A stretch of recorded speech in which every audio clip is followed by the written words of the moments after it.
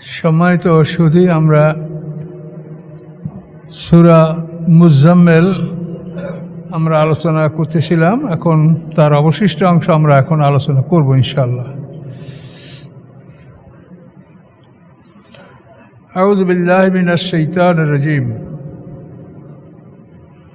ইন্না রাব্বাকা ইয়ালামু আন্নাকা তাকুমু আদনা মিন সুলুসাইল লাইল ওয়া নিসফাহু ওয়া সুলুসাহু ওয়া তাইফাতুম মিনাল্লাযীনা মা'আক। নিশ্চয় আপনার রব জানেন যে আপনি দণ্ডায়মান হন রাতের 2/3 অথবা অর্ধাংশ অথবা 1/3 ও তাইফাতুম মিনাল্লাযীনা মা'আক, এবং আপনার সাথে এক দল সাহাবায়ে কেরাম। আল্লাহু ইউকাদ্দিরুল লাইলা ওয়ান নাহার, আল্লাহ নির্ণয় করেন দিন এবং রাতকে। আলেমা আল্লান তুহসুহু, তিনি জানেন যে তোমরা এটার সঠিক হিসাব রাখতে পারো না। ফাতাবা আলাইকুম, অতঃপর আল্লাহ তোমাদের দিকে ফিরে আসলেন। ফাকরাউ মা তায়াসসারা মিনাল কোরআন, তোমরা পাঠ করো কোরআন থেকে যা তোমাদের পক্ষে সহজ হয়। তুমি যতটুকু পারো ততটুকু পড়ো। ওই 3 অর্ধরাত 3 এটার আলো এতে তোমাদের করতে পারো, তোমরা যা পারো তাই করো। এখানে দেখেন এই ফাকরাউ, নামাজে যে কেরাত পড়া হয় এটাকে কেরাত বলে, ফাকরা কেরাত। আর আমরা যে আপনাদেরকে পাঠ করে শোনাচ্ছি এটাকে বলে তিলাওয়াত, অর্থাৎ বুঝে শুনে পড়ানো এবং বুঝে শুনে পড়া শোনা, এটার নাম তিলাওয়াত। তো ওই নামাজের এটা হলো কেরাত। ফাকরাউ মা তায়াসসারা মিনাল কোরআন, কোরআন থেকে যা তোমাদের জন্য সহজ সেটা তোমরা পাঠ করো। অনেক ভাইরা বলে যে কোরআন না বুঝে পড়লে মোটেও সব হয় না, এ কথা ঠিক না। যেহেতু নামাজে যারা পড়ে তাদের তো কেরাত বলা হয়েছে, কাজে না বুঝে যারা পড়ে তারাও সব পাবে, কিন্তু হেদায়েত পাবে না। হেদায়েত পাওয়ার জন্য এটা আপনাকে বুঝতে হবে। কথা বুঝতে পারছেন? আপনি একটা প্রেসক্রিপশন আপনি 5,000 টাকা ব্যয় করিয়া বিভিন্ন রকমের পরীক্ষা নিয়ে করিয়া ডাক্তারের কাছে সাবমিট করলে একটা প্রেসক্রিপশন দিল। এখন যদি সেইটা অনুযায়ী আপনি ঔষধ না খান, তাহলে এই প্রেসক্রিপশনটার কী অর্থ হলো? ওইটা পড়লে কি আপনার রোগ ভালো হবে? বারবার পড়েন, মুখস্থ করেন, তো এটা না। কোরআনের কেরাত হলো এটা। কোরআন এমন একটা জিনিস যে এটার কেরাতেও সব আছে, তেলাওয়াতও আল্লাহ করতে বলছেন, তাফাক্কু গভীর জ্ঞান অর্জন করতে বলেছেন। সবই আপনারা করবেন, কিন্তু একটা করে আপনাদের সমাপ্ত না করেন। বর্তমান দেশে লক্ষ লক্ষ হাফেজ, আল্লাহর মর্জি, আল্লাহ করেছেন হাফেজ আসে, কিন্তু হাফেজ থাকা ভালো কোরআনের সংরক্ষণের জন্য। তা কিছু সংখ্যক হইলেও হয়, অধিক সংখ্যকটা আমরা খারাপ মনে করি না। কিন্তু এই লোকগুলি কি আসলে কোরআনের কিছু বোঝে? এই লোকগুলি ইমামতি করে, সমাজের বিভিন্ন কাজকর্ম করে। আসলে এই হাফেজ হইলে একটা লোক নামাজের মাসলা মাসাইল সে ভালো জানতে পারে না। কাজে এই জন্য কোরআনের অর্থসহ পড়া এটা ফরজ। এই যে ফাকরাও, এটা ইম্পারেটিভ সেন্টেন্স, আমর, যে তোমরা পড়ো, এই পড়াটা ফরজ। উতলু, এটা ইম্পারেটিভ, উতলু, তুমি তেলাওয়াত করো, অর্থাৎ অর্থসহ তুমি কোরআন পড়ো, শেখো। তারপরে লেইয়া তাফাক্কাউ, এখানে লামটা লামে আমর, ইম্পারেটিভ বোঝানোর জন্য লামটা লাওয়া হয়েছে। লিয়া তাফাক্কাহু, যেন তারা গভীর জ্ঞান অর্জন করে কোরআনের। এই তাফাক্কু শব্দ থেকে আসে ফেকা, এই যে আমরা ফেকা শাস্ত্র বলি না, এই তাফাক্কু অর্থাৎ কোরআনের গভীর জ্ঞান অর্জন করার ফলে এই কোরআন দ্বারা মানুষের যে একটা মাসলা মাসাইল বের করতে পারে, এই পরিমাণ জ্ঞান অর্জন করা, সেটার নাম হচ্ছে তাফাক্কু। তাহলে কোরআন পাঠ করাও ফরজ, কোরআন তেলাওয়াত করাও ফরজ, কোরআনের গভীর জ্ঞান অর্জন করাও ফরজ। এখন যদি আপনি একটা করেন আর 2টা না করেন, তাহলে 2টা ফরজ আপনি তরক করলেন। আপনি শুধু কোরআনকে সুন্দরভাবে পড়লেন, মুখস্থ করলেন, আপনি একটা ফরজ আদায় করেছেন, কিন্তু 2টা ফরজ আপনার থেকে গেছে। এই কোরআনের ফরজগুলি আসলে আমাদের সমাজের অবস্থা কি, এই দোয়া কোনটা আগে পড়বে পরে পড়বে এগুলো নিয়ে আমাদেরকে মোবাইলে খুব বিরক্ত করা হয়, কিন্তু আসলে ফরজ যে কী কী রয়ে গেছে এগুলোর খবর নাই। এখানে যে প্রত্যেকটা মানুষের জন্য এই 2টা ফরজ বাদ যাচ্ছে, যারা কোরআন পড়তে পারে, অর্থসহ পড়ে না, গভীর জ্ঞান অর্জন করে না, তাদের জন্য এই দুইটা ফরজ তারা তরক করছে। এখন কার কতখানি মেধা আছে সেটা আল্লাহ জানে। সবাই যে গভীর জ্ঞান অর্জন করতে পারবে তা না, পড়তে পারবে সবাই, তারপরে অর্থও শিখতে পারবে সবাই, কিন্তু শেখার মধ্যে কম বেশি হবে। মেধা অনুযায়ী, ব্রেন অনুযায়ী মানুষ কম বেশি, সেটা তো আল্লাহ ব্যাপার, আল্লাহর ব্যাপার। তিনি কাকে কতখানি শক্তি দিয়েছেন সেটা তিনি ভালো জানেন, কিন্তু আপনাদের চেষ্টা থাকতে হবে। আপনারা যেন যুক্তিতে ফেল না করেন। আপনি বলবেন আমি কোরআন শিখতে পারি নাই। কেন পড়ো নাই? তুমি বিএ পাস করছো, তোমার কত বছর পড়া লাগছে, কত বই পড়েছো, তুমি ফরেন ল্যাঙ্গুয়েজ শিখেছো, সেটা তুমি করতে পারলে আর কোরআন শিখতে পারলে না কেন? কি জবাব দেবেন আপনি? সেখানে আপনার দেখবেন যে আপনি অলসতা করেছেন। তাহলে অলসতা করলে আপনার শাস্তি হবে। তো এই জন্য আপনারা যদি ভুল করে থাকেন, সময় যেটুক আছে এটুক কাজে লাগান। পিছনের চিন্তা করে তো লাভ নাই, যে হারিয়ে গেছে তো গেছে। বাকি সময়টা আপনারা কাজে লাগান। এটা আপনাদেরকে আমি বারবার বলছি, আপনাদের কল্যাণের জন্যই। বড় ভয়ঙ্কর জায়গা। পাশ করলে সুখ শান্তির কোনো শেষ নাই, তা ভাষায় বর্ণনা করা যায় না। আর ফেল করলে দুঃখের কোনো শেষ নাই, যা ভাষায় বর্ণনা করা যায় না। কাজে ওইখানে আমরা যাতে ফেল না করি। সমাজের মানুষের মধ্যে কি ভ্রান্তি, কোনো কোনো জায়গায় বোখারি শরীফ খতম করে।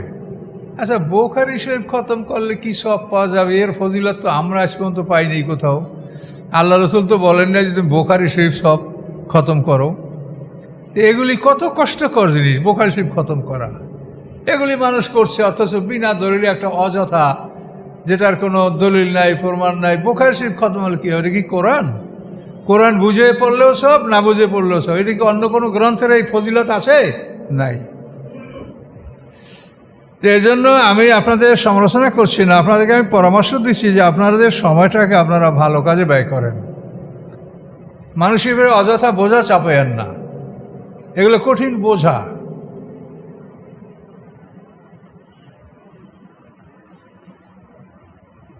তো আল্লাহ বললেন যে তোমাদের পক্ষে যা সহজ তাই তোমরা পড়ো। এখন এই নামাজেও তোমাদের এই কেরাত পড়তে হয়। তো নামাজে কেরাত পড়ার জন্য আল্লাহর কথা হলো তোমার পক্ষে যা সহজ তুমি তাই করো। কিন্তু এটা ফিকহবিদরা এটা সম্পর্কে যে সিদ্ধান্তটা নিয়েছেন, সেখানে একটু অন্যরকম কথা আছে। সেটা ফরজ না, কিন্তু সেটা মানলে আপনার ভালো। সেটা হলো তারা কেরাতকে 3টে ভাগে ভাগ করছে: তেওয়ালে মুফাসসাল, আওসাতে মুফাসসাল, কেসারে মুফাসসাল। তেওয়ালে মুফাসসাল হচ্ছে এই 26 পারা যে সূরা হুজুরাত আছে না, সূরা হুজুরাত, এই হুজুরাত থেকে 30তম পারা সূরা বুরুজ, এর মধ্যে যে সূরাগুলা, এই সূরাগুলো অথবা এই সূরাগুলোর সমপরিমাণ কোরআনের যে কোনো জায়গা থেকে পাঠ করা, এটার নাম হলো তেওয়ালে মুফাসসাল কেরাত। এবং এই তেওয়ালে মুফাসসাল কেরাত পড়া ভালো 2টা ওয়াক্তে, ফজর এবং জোহরে। তো এটা আমি আগে এটা বলি, তারপর কারণটা বলবো। তারপর আওসাতে মুফাসসাল, মধ্যম সূরা, অর্থাৎ সূরা বুরুজ থেকে অধ্যায় পর্যন্ত যে সূরাগুলি, এগুলি আওসাতে মুফাসসাল। এবং এই মাপের কেরাত আপনি কোরআন শরীফের যে কোনো জায়গার থেকে পড়বেন, এটা আওসাতে মুফাসসাল। আর কেসারে মুফাসসাল হলো অধ্যায় থেকে নাস পর্যন্ত যে ছোট সূরাগুলি, এগুলো হচ্ছে কেসারে মুফাসসাল। এটা মাগরিবে পড়তে বলা হয়েছে। ফজর জোহর তেওয়ালে মুফাসসাল, আসর এশা আওসাতে মুফাসসাল, মাগরিবে কেসারে মুফাসসাল। এটা কেন বলা হয়েছে? কারণ হলো যে আমরা মসজিদে আসি কেন? মসজিদে আসি, একটা গাড়ি ফিলিং স্টেশনে ঢোকে কেন? যেটা তেল ফুরিয়ে গেছে, ওটাকে তেল ঢুকাইতে হবে। তা আমরা মসজিদে আসি যে আমাদের এই ইঞ্জিনে তেল ঢুকাইতে হবে, নফসে মুতমাইন্নার তেল, আল্লাহ রহি, এটা ঢুকাতে হবে। এখন এই তেল ঢুকাইতে আমরা এখানে আসছি, এখন আমরা তেল ঢুকাবো। এখন সারা রাত ঘুমানোর পরে ফজরের সময় আমরা জাগি, অন্তত 7-8 ঘন্টা পর আমাদের জাগা হয়। তো এই সময়ের মধ্যে আমাদের ট্যাঙ্কি খালি হয়ে যায়। এই জন্য ফজরের সময় পুরো ট্যাঙ্কি লোড করার জন্য বড় কেরাত পড়বেন। আবার জোহরের সময়, সে সময় ফজর থেকে জোহর প্রায় 7-8 ঘন্টা পরে এই নামাজটা পড়তে হয়। এতখানি সময়ের মধ্যে আমাদের ট্যাঙ্কি খালি হয়ে গেছে, কাজে জোহরের সময়ও লম্বা কেরাত পড়তে হয়। তেওয়ালে মুফাসসাল কেরাত। আর জোহর থেকে আসার দূরত্ব কম, মাগরিব থেকে এসা দূরত্ব কম, এই দুই জায়গাতে বলা হয়েছে আওসাতে মুফাসসাল, মধ্যম সুরে পড়ো। আর মাগরিব হয়েছে সবচাইতে কম দূরত্ব, এই আসর পরের আপনি ঘণ্টাখানের মধ্যেই মাগরিব পৌঁছে, এতে আপনার ট্যাঙ্কিটা খালি হয় নাই, এই জন্য মাগরিবে আপনি ছোট সুরে পড়েন, কেসারে মুফাসসাল। এটা হলো ইমামদের এবং ফিকাহবিদদের এটা একটা সিদ্ধান্ত। এটা ফরজ না, কিন্তু এটা ভালো, আপনি হিসাব করলে দেখবেন যে এটা একটা ভালো চিন্তা তারা করেছেন। তো কেরাতের ব্যাপারে আরেকটা বিষয় আছে, সেটা হলো জামাত যদি খুব বড় হয় তো সেখানে বড় কেরাত পড়া নিষেধ। তার কারণ বড় জামাতের মধ্যে কে কোন ধরনের মানুষ আছে, কারো ওজর আছে, আপত্তি আছে, কেউ হয়তো নিজের প্রস্রাব পায়খানা ধরে রাখতে কষ্ট হয়, কারো ব্যথার জন্য দাঁড়িয়ে থাকতে কষ্ট হয়। এই জন্য বড় জামাত যদি হয় তো সেখানে ছোট কেরাতই পড়া ভালো, সেখানে বড় কেরাত না পড়া ভালো। তো এই বিভিন্ন দিক বিবেচনা করে আমরা সালাত আদায় করব। কাজে আমাদের এই সালাতে কেরাত এটা যেন নির্ভুল হয়, আমরা যেন কেরাতটা বিশুদ্ধভাবে পাঠ করতে পারি। এই জন্য আপনারা কেরাত আপনাদের বিশুদ্ধ কিনা এটা পরীক্ষা করেন। ইমাম সাহেবের কাছে বসে, হুজুর আমার কেরাতটা একটু শোনেন, সূরাটা একটু শোনেন। এভাবে আপনারা নিজেদের সূরা কেরাত পরীক্ষা করে আপনি বিশাল এক জার্নিতে, কোটি কোটি বছরের সফরে আপনি যাবেন, তার জন্য পুঁজি নিয়ে যাবেন না, খালি যাবেন। আপনি এত বড় দীর্ঘ জীবনের একটা দীর্ঘকালের একটা সফরে আপনি যাবেন, যেখানে একটা দিন 1000 বছরের সমান, তো পুঁজি নিয়ে যেতে হবে না, খালি যাবেন আপনি। খালি গেলে তো বিপদ হবে। আল্লাহ বলেছেন ওয়ালতানজুর নাফসুম মা কদ্দামাত লিগাদ, মানুষ যেন দেখে যে আগামী দিনের জন্য কি সে আগে প্রেরণ করেছে। আপনি এখন যেটা আগে পাঠান এটা তো আপনার আগামী দিনের খাবার, জীবিকা, জীবন ব্যবস্থা, তো কি পাঠিয়েছেন এটা আল্লাহ দেখতে বলেছে। ওয়ালতানজুর নাফসুম মা কদ্দামাত লিগাদ, আল্লাহর কথা। কাজে এই জন্য আপনাদের এই সময়টার দিকে লক্ষ্য রাখতে হবে, জানতে হবে যে এই পৃথিবীটা আমাদের পরীক্ষার হল, এখান থেকে আমরা পরীক্ষা দিয়ে বের হব। এই পরীক্ষায় যদি আমরা পাশ করতে পারি অনন্তকাল জান্নাতে আমরা ঠিকানা পাব। আর এইখানে যে পরীক্ষা দিচ্ছি যদি ফেল করি তাহলে ভয়ঙ্কর অবস্থা। কেউ কেউ তো অনন্তকাল থাকবে, কেউ সাজা খাটার পরে সাফাতের মাধ্যমে বের হবে, কিন্তু খুবই সমস্যা, ঢুকলে খুব সহজে কেউ বাইর হবে না। কাজে এইসব বিষয়গুলো আমাদেরকে সতর্ক হতে হবে। এই পৃথিবীটা কি দেখেন, নবী রাসূল সাহাবায়ে কেরাম তাদের কোনো বাড়িঘরেরই পাত্তা নাই। কি বাড়িঘর ছিল বলেন তাদের, কি ঘরে তারা থাকতো? যেহেতু এই জায়গাটা এটাকে তারা বাড়ি মনে করে না, আপনাদের আমাদেরও মনে করা উচিত না। এটা আমাদের বাড়ি না, এটা আমাদের পরীক্ষার হল। বাড়ি হলো মৃত্যুর পরে যেখানে আমরা যাব, ওইটা হলো আমাদের বাড়ি। দুইটা ঠিকানা, জান্নাত জাহান্নাম, এইটা হলো আমাদের প্রকৃত বাড়ি। ওখানে ঢুকবো, হাজার হাজার কোটি বছর আমরা বেঁচে থাকবো। তো সম্মানিত সুধী, এই বিষয়গুলি সব সময় মনে রাখবেন, খেয়ালে রাখবেন। কখনকার ডাক আসবে তো বলা যাচ্ছে না কিছুই। প্রতিদিন আমাদের কানে আসে মৃত্যুর খবর, আসে না? এই যে মাইকে প্রতিদিন খবরে আসে, আমার খবর আপনার খবরও একদিন হবে। তা আল্লাহ বলেন, সহজ করে দিলেন যে তোমাদের জন্য যেটা সহজ হয় সেটা তোমরা পড়ো। তোমরা ওরকম 3-1 অর্ধরাত 3-2 এতখানি তোমরা কষ্ট করো না। এখন আল্লাহ বলেন আলেমা আল্লাহ তুহসুহু, আল্লাহ জানেন যে তোমরা এটাকে হিসাব করে রাখতে পারো না। ফাতাবা আলাইকুম, আল্লাহ তোমাদের প্রতি ফিরে আসলেন। ফাকরাউ মা তায়াসসারা মিনাল কোরআন, অতএব কোরআন থেকে যা তোমাদের জন্য পাঠ করা সহজ তাই তোমরা পাঠ করো। আলেমা, আল্লাহ জানেন যে আনসা এখন উম্মেনকুম মারদা, তোমাদের কতক লোক তো অসুস্থ হবে। তো অসুস্থ হয়ে পড়লে তো 3-1 অর্ধরাত 3-2 রাত তো পারবে না।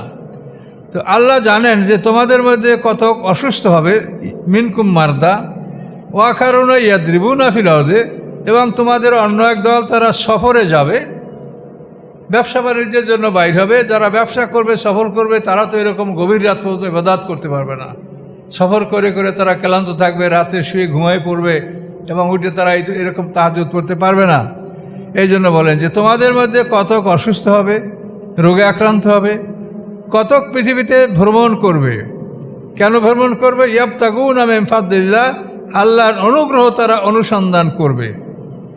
আল্লাহর অনুগ্রহ অনুসন্ধান করতে আল্লাহ বলেছেন, শত্রুদের বিরুদ্ধে শক্তি সঞ্চয় করতে আল্লাহ বলেছেন যে শত্রুদের বিরুদ্ধে শক্তি সঞ্চয় করো, নিজ হাতে নিজেরা ধ্বংস হয়েও না।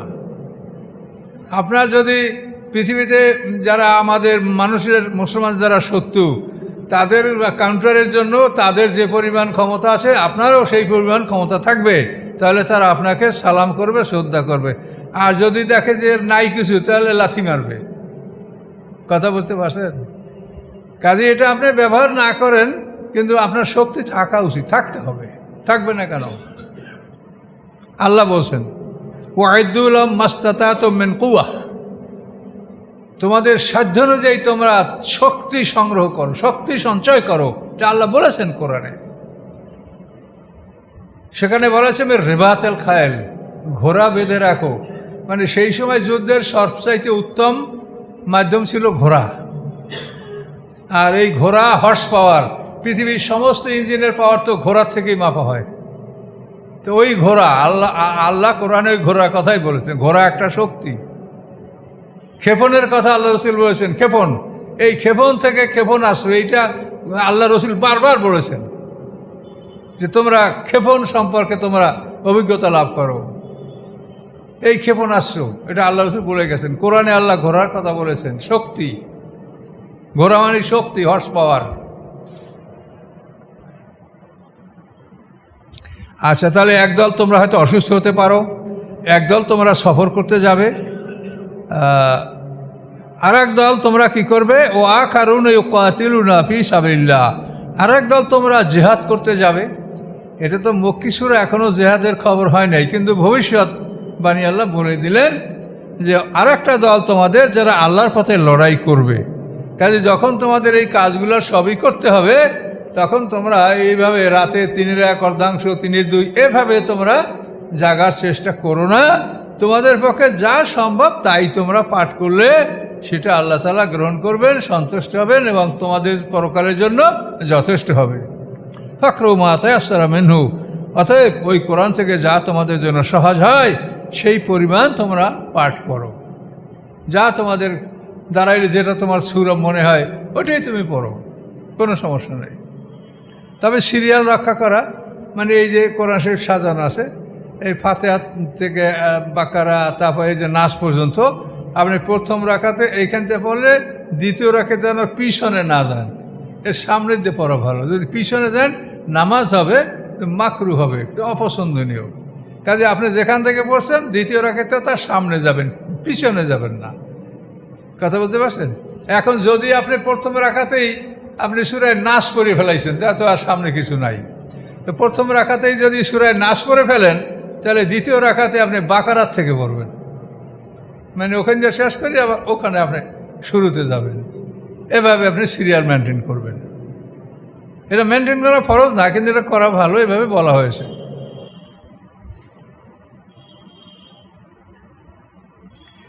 আকিমুস সালাতা ওয়া আতুজ যাকাতা, নামাজ প্রতিষ্ঠা করো, জাকাত আদায় করো। এখন এই সূরা যখন নাযিল তখন জাকাত ফরজ হয়নি, তো আল্লাহ তাআলা হয়তো বা এটা বলে রাখতে পারেন, অথবা এই আয়াতটা পরে হতে পারে। একটা সূরার সব আয়াতগুলি একসময় নাযিল হয় না, অনেক সময়। জাকাতের আদেশ মক্কাতে হয়েছে, কিন্তু আদায় হয়েছে মদিনায়। মদিনার আগে জাকাত আদায় করার কোনো ব্যবস্থা ছিল না। আকিমুস সালাতা, সালাত কায়েম করো, ও আতুজ জাকাতা, এবং জাকাত আদায় করো। সালাতও মানুষকে সোজা করে, জাকাতও মানুষকে পবিত্র করে। ও আকরদুল্লাহ কারদান হাসানা, এবং আল্লাহকে কর্জে হাসানা দাও। কর্জে হাসানা মানে যুদ্ধে সম্পদ ব্যয় করো। জাকাত কর্জে হাসানা না, জাকাত প্রডিউস, ওটা পাবে তাকে দিয়ে দিতে হবে আপনাকে। কিন্তু এটা হলো মানে আল্লাহকে মানে উত্তম ঋণ দান করা, কর্জে, যুদ্ধে সম্পদ দান করা, কর্জে হাসানা। কর্জে হাসানা এই জন্য বলা হয় যে আপনি আমাকে একটা কর্জে হাসানা দিলেন, আমি সেটা আপনাকে আবার সুন্দরভাবে ফেরত দিব। তা আল্লাহ বলছেন এই যুদ্ধে তোমরা যে সম্পদটা ব্যয় করো এটার বিনিময়ে আমি তোমাদেরকে উত্তম ফলাফল দিব, উত্তম বিনিময় দিব। এই জন্য এটা কর্জে হাসানা। আমার অভাব নাই, যেটা তোমার তা আমি খায়া ফেলবো, আমি তোমাকে দিব, কিন্তু তোমার থেকে আমি নিচ্ছি, তুমি দিলে তোমার উপকার হবে। আমা তুকাদ্দিলুমি আনফুসিকুম মিন খায়রিন, এবং যা তোমরা অগ্রে প্রেরণ করো নিজেদের জন্য কোনো উত্তম কোনো কল্যাণকর কাজ, তাজিদু ইনদাল্লাহ, সেটা তোমরা আল্লাহর কাছে পাবে। দেখলেন কি বলছে আল্লাহ? তুকাদ্দিমু মানে তোমরা আগে যেটা ফরওয়ার্ড করো, আমা তুকাদ্দিমু লি আনফুসিকুম, তোমরা নিজেদের জন্য যা অগ্রে প্রেরণ করো, মিন খায়রিন যে কোনো কল্যাণ, দান সৎকা ইবাদত বন্দিগি, এই যে খায়রেন, এই যে তানবিন তানকির, অর্থাৎ যে কোনো কল্যাণকর কাজ তোমরা করো, তাজিদুহু ইনদাল্লাহ, তোমরা ওটাকে আল্লাহর কাছে পাবে। যে আল্লাহ ওটা লিখে রেখেছেন, ওটার ফলাফল কি তুমি পাবে, এটা আল্লাহ সব রেডি করে রেখে দিয়েছেন। তাজিদু ইনদাল্লাহ হুয়া খায়রা, তিনি উত্তম, ও আজামা আজরা, মানে তিনি বিনিময় দেবেন উত্তম, তোমার পাওনার সাথে বেশি দিবেন, এবং বড় বিনিময় দিবেন, বড় পুরস্কার তিনি তোমাদেরকে দিবেন। তার কোনো অভাব নাই, তার কোনো ছেলে মেয়ে নাই, তার কেউ নাই, আমরাই তার গোলাম, আমাদেরকে তিনি সব দিবেন। আস্তাগফিরুল্লাহ, আল্লাহর কাছে ক্ষমা প্রার্থনা করো। যেহেতু আমরা যে কোনো কাজে আমাদের ভুল ত্রুটি আছে, আল্লাহ যেভাবে করতে বলেছেন আমরা কখনোই সেইভাবে করতে পারি না। এই জন্য আল্লাহ বলেন যে আল্লাহর কাছে ক্ষমা প্রার্থনা করো। ইন্নাল্লাহ গফুর রহিম, নিশ্চয়ই আল্লাহ তাআলা ক্ষমাশীল দয়াময়। এই জন্য আমরা সবসময় নিজের ভুলের জন্য আল্লাহর কাছে ক্ষমা প্রার্থনা করব। এবং কোনো মানুষ যদি নির্ভুল হয় তার মধ্যে অহংকার আসবে। নির্ভুল কোনো মানুষ নেই, ভুল এবং এই ভুলের জন্য দুর্বলতা, আল্লাহর কাছে ক্ষমা চাওয়া, এটা একটা কিন্তু রহমত, ভুল হওয়াটা।